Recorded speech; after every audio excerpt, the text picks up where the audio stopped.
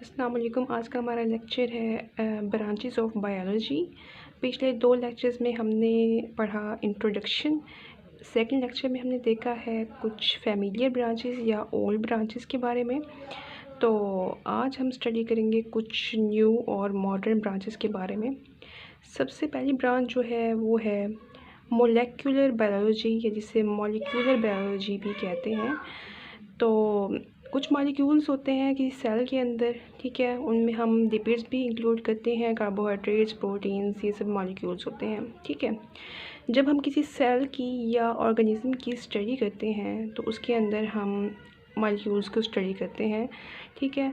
तो एक सेंटेंस मैंने बताया था अपने पिछले 2 लेक्चर्स में, जो तमाम स्टूडेंट्स के लिए बहुत इंपॉर्टेंट होता है। वो होता है the branch of biology which deals with the study of, यानी हमने कोई भी डेफिनेशन लिखनी है कोई किसी भी ब्रांच के अबाउट, तो हमने ये सेंटेंस लाजमी बोलना है, the branch of biology which deals with the study of, ठीक है। अब हम यहाँ पे मॉलिक्यूलर बायोलॉजी की स्टडी कर रहे हैं, तो यहाँ पे हम क्या करेंगे, the branch of biology which deals with the study of cell और organism at the molecular level is called molecular या molecular biology, ठीक है। सेकंड हमारी ब्रांच है environmental biology। environmental biology जो है ये रिलेट करती है इकोलॉजी से, लेकिन इसमें हम स्टडी करते हैं कि इन्वायरमेंट का ह्यूमन के ऊपर, इंसान के ऊपर क्या असर पड़ता है। इंसान ह्यूमन बींग्स किस तरीके से अपने इन्वायरमेंट के साथ रिलेट करते हैं, किस तरीके से अपने इन्वायरमेंट में सर्वाइव करते हैं, ख़ुद को अपने इन्वायरमेंट में किस तरीके से एडजस्ट करते हैं, ये हम सारा स्टडी करते हैं इन्वायरमेंटल बायोलॉजी के अंदर। सेकेंड ईयर में एक इन्वायरमेंट के ऊपर एक कंप्लीट चैप्टर है 27, चैप्टर नंबर 27, जिसमें है मैनकाइंड एंड हिज इन्वायरमेंट, ठीक है। उसमें हम इन्वायरमेंट की कंप्लीट स्टडी करते हैं कि एक ह्यूमन बीइंग किस तरीके से अपने इन्वायरमेंट के मुताबिक ख़ुद को एडजस्ट करता है, ठीक है। थर्ड हमारी ब्रांच है माइक्रो बायोलॉजी। माइक्रो का मतलब होता है स्मॉल, बायो का मीनिंग है लाइफ, एंड लॉगी का मीनिंग है स्टडी, ठीक है। कुछ माइक्रो ऑर्गेनिज्म जिनको हम जानते हैं, जैसे कि बैक्टीरिया, वायरस वगैरह, ठीक है, जैसे कि नेम ही इस ब्रांच का शो कर रहा है कि हाँ इसमें माइक्रो ऑर्गेनिजम्स की स्टडी करेंगे। तो इसको हम किस तरीके से डिफ़ाइन करेंगे, the branch of biology which deals with the study of micro organisms is called micro biology, ठीक है।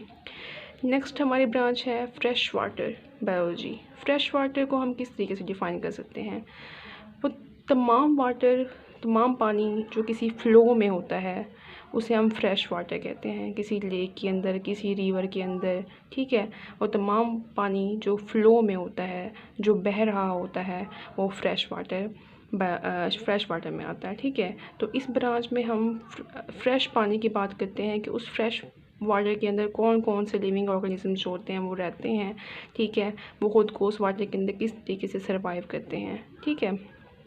इस ब्रांच के अंदर हम इस चीज़ की स्टडी को करते हैं।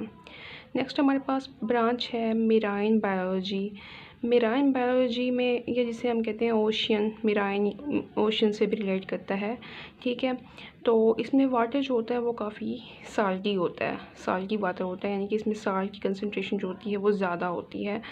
तो इस ब्रांच के अंदर हम स्टडी करते हैं कि मेराइन इन्वायरमेंट के अंदर रहते हुए लिविंग ऑर्गेनिजम्स खुद को किस तरीके से सर्वाइव करते हैं। साल्ट की कंसंट्रेशन जो कि ज़्यादा होती है, तो फिर वो मेराइन इन्वायरमेंट में लिविंग ऑर्गेनिजम्स खुद को किस तरीके से साल्ट के मुताबिक अपनी एडजस्ट करते हैं, ठीक है।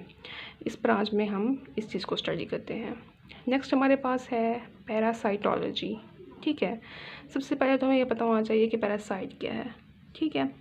वो तमाम ऑर्गेनिज्म जो किसी दूसरे लिविंग ऑर्गेनिजम्स की बॉडी पर रहते हैं, ठीक है, और वहाँ से खुराक लेते हैं और खुराक के बदले में उनको नुकसान पहुँचाते हैं, उनको हम क्या कहते हैं, पैरासाइट्स, ठीक है।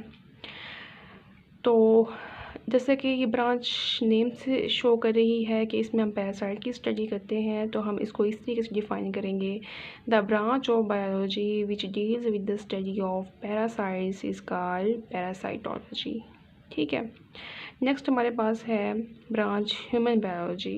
नेम इंडिकेट कर रहा है कि इसमें हम ह्यूमंस की स्टडी करेंगे, ह्यूमंस का एनवायरनमेंट के साथ रिलेशन, ह्यूमंस का आपस में रिलेशन, ह्यूमंस का दूसरे लिविंग ऑर्गेनिजम्स के साथ रिलेशन, ह्यूमंस किस तरीके से खुद को सर्वाइव करते हैं, ह्यूमंस किस तरीके से फूड लेते हैं।